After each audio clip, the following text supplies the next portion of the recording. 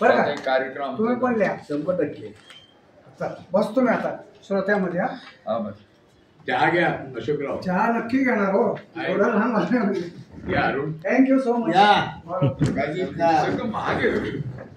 नाही पण मला छंद लागला हो. टेन्शन आलं की पहिल्या आठवड्यात नाही नाही मला तो छंद लागला.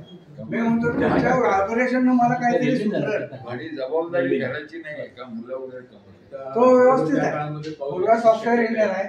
तो बायको आईला सांभाळतो. नाही तर मुलं बाळ म्हणतात की आम्ही काय असेल ते नाही नाही आमचा संस्कार एक आहे. एवढं अंतर तो आई आणि बायकोला सांभाळतो. आम्हाला केला तो विचार कार घेऊन निघावं म्हणून. अहो या अशा तुमच्यासारख्या माणसं मिळणार आहे का परत? त्याला माहिती आहे, त्याला माहिती आहे. लकी हॉटेल जवळ तुम्ही आंदोलन केलं ना 72 साली, मी तिथं होतो. सोलापूरचा आहे मी. अरे बाप लकी हॉटेलला सोलापूरला हो माहिती आहे. चौकात हुतात्मा आपलं वैशंपाय तेव्हापासून मी ओळखतो तुम्हाला. मेडिकलचे विद्यार्थी त्यावेळेला मी 12वीला होतो आणि नापास झालो. काय मग एक पत्र लिहा पण बरं का कदम साहेब. माझा एक कार्यक्रम संपला मी रोज वाचतो थोडं. कदम साहेब आठवणीने पत्र. Yes sir. मग तुम्ही मला सांगा पैसे किती मिळते? 24,000. यामध्ये हे कसं काय करतात? मी सांगितलं ना मला छंद लागला आहे. चांगला छंद. हा पण ते कसं तुम्ही उपजीविका वापरता? 24,000. मुलगा आईला आणि बायकोला सांभाळतो. Software engineer.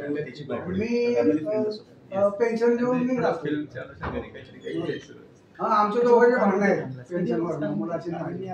तो आईला आणि बायकोला सांभाळतो. मी नारायणपेठेला 8,500 8,000चे पुस्तकं वाटतो. 8,000 जेवायला 8,000 घर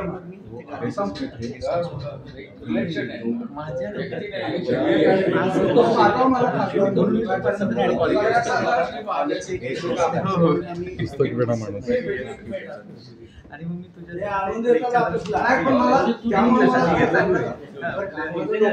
जमाती इस्लामीचे करीमुद्दीन डिटेल लेटर लिहा. डिटेल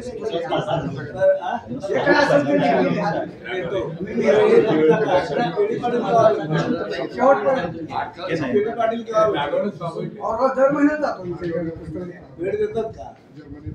म्हणून तर लेखी देतात. कार्यक्रम भेटतात ना. अभिजित देशपांडे. त्यांचं वाचलं मी पण परीक्षा. अभिजित देशपांडे. अरुण खोरे सर. कदम साहेब आठवणी लिहा. सर मी बसतो सोडण्यामध्ये. सर किती वेळ बोलतो? जेव्हा रोज पाहुणे आणि शिक्षकांचं जेवण असतं.